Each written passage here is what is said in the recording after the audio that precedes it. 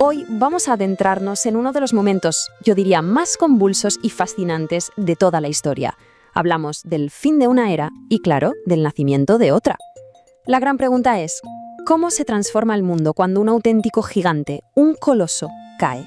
Bueno, pues para responder a esa pregunta, vamos a viajar juntos a uno de los puntos de inflexión más importantes, más estudiados de la historia, la caída del todopoderoso Imperio Romano. Y es que, como suele pasar casi siempre en la historia, antes de que los muros se vengan abajo por la presión de fuera, los cimientos, lo que no se ve, ya se estaba pudriendo desde dentro. Fijaos, los últimos años de Roma occidental fueron un auténtico torbellino de crisis. La economía, estancada, el comercio, prácticamente paralizado. Y los pequeños propietarios, la clase media de la época, iban desapareciendo. ¿Por qué?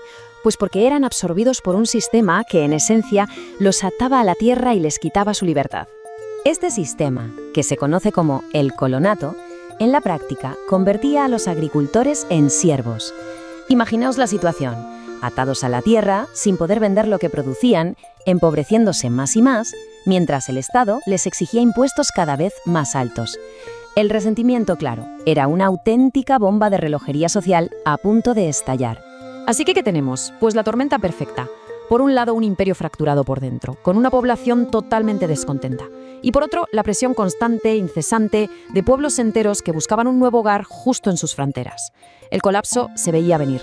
Era inevitable.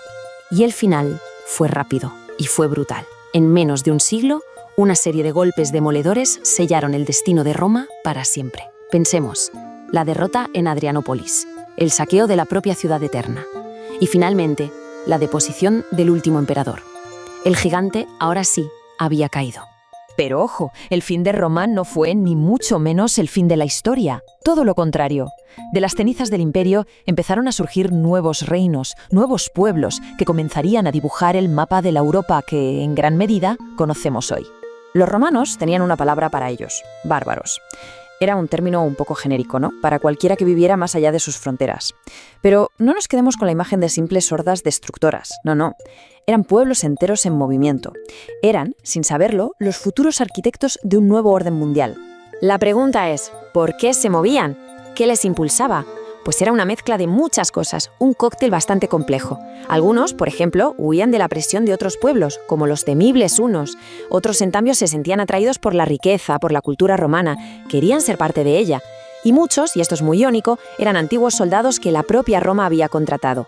Y así, poco a poco, el mapa del antiguo imperio se hizo añicos, se fue fragmentando. Los visigodos se asentaron en lo que hoy es Hispania. Los vándalos en el norte de África. Los francos, como su nombre indica, dieron origen a Francia. Y los ostrogodos se quedaron con el corazón de Italia. Estaban naciendo, en definitiva, nuevas identidades. Pero mientras todo esto pasaba en Europa, mientras el continente se reconfiguraba, una fuerza completamente nueva, arrolladora, emergía desde los desiertos de Arabia. Una fuerza destinada a cambiar el curso de la historia y a cambiarlo para siempre. Estamos hablando, por supuesto, del Islam.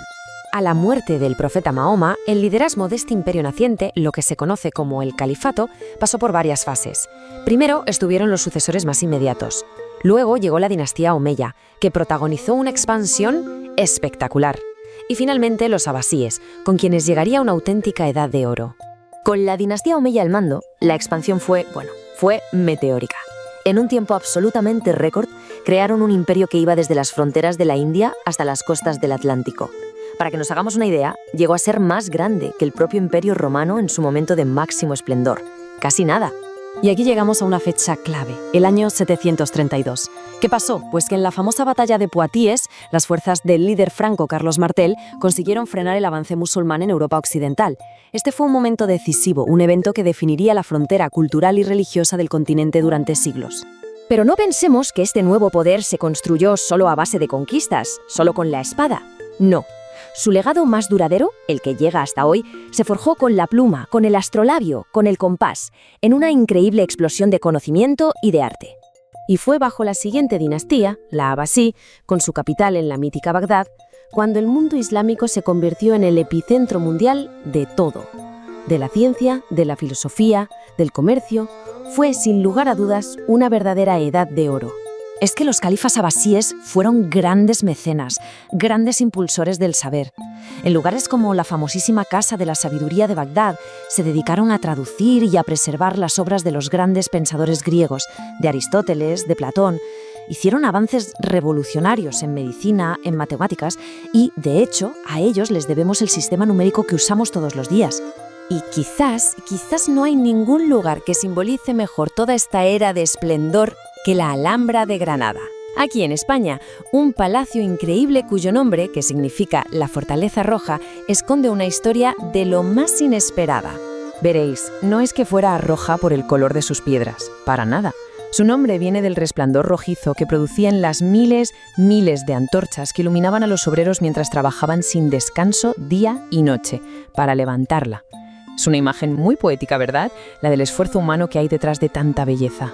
Y así, de la caída de un imperio y el nacimiento de otro, emergieron las bases del mundo en el que vivimos. Las lenguas que hablamos, las religiones, las fronteras de los países, todo, absolutamente todo, tiene sus raíces en esta increíble era de transformación. Y la pregunta que queda en el aire es, ¿qué ecos de aquel tiempo tan convulso resuenan todavía entre nosotros?